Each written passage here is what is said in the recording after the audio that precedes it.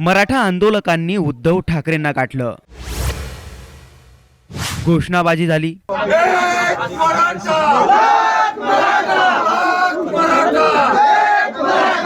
एक मराठा लाख मराठाच्या घोषणांनी आसमंत दुमदुमलं। निवेदन दिलं। ठाकरेंनी आंदोलकांना नेमकं काय आश्वासन दिलं? याच्याबद्दल मी तर पहिलं पाठिंबा दिलेलाच आहे आणि त्याच्यानंतर तुम्हाला माहिती आहे की मी मुख्यमंत्री असताना किती आपल्या बैठका झाल्या होत्या। आता भले अशोक चव्हाण तिकडे जरी गेले असते तरी अशोक चव्हाण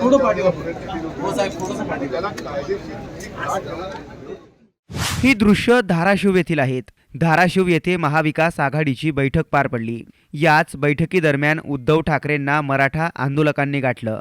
मराठा आंदोलकांवर दाखल झालेले गुन्हे मागे झाले पाहिजेत, सगळे सोयऱ्यांची कायद्यात अंमलबजावणी झाली पाहिजे, अशा वेगवेगळ्या मागण्यांसहित मराठा आंदोलकांनी उद्धव ठाकरेंना निवेदन दिलं। ठाकरेंनी सगळ्या मागण्या ऐकून घेतल्या आणि यावर लवकरात लवकर तोडगा काढण्याचंही आश्वासन दिलं।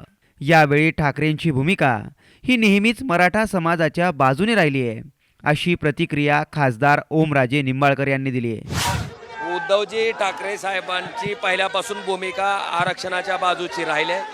लोकसभेत कायदा करून 50ची मर्यादा वाढवावी ह्याच्यासाठी शिवसेना उद्धव बाळासाहेब ठाकरे पक्षाचं शिष्टमंडळ महामहिम राष्ट्रपतींना भेटलं होतं। विनंती केली होती की त्या ठिकाणी लोकसभेच्या अधिवेशनामध्ये 50%ची मर्यादा वाढवण्यात यावी आणि आपल्या माहितीसाठी केवळ समाजामध्ये वाद लावण्याची जी भूमिका आहे भारतीय जनता पार्टीची ती अतिशय चुकीची आहे। आता केंद्रात सरकार आपलं आहे, त्याचबरोबर राज्यात सरकार आपलं आहे।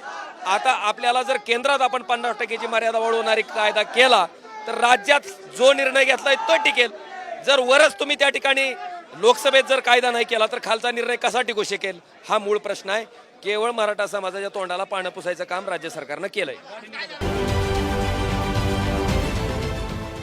देश विदेशातील प्रत्येक घडामोडींचे लाईव्ह अपडेट मिळवण्यासाठी आता साम टीव्हीच्या सर्व सोशल मीडिया प्लॅटफॉर्मला लाईक, फॉलो आणि सबस्क्राईब करा। तसंच सर्व नोटिफिकेशनसाठी बेल आयकॉन प्रेस करायला विसरू नका।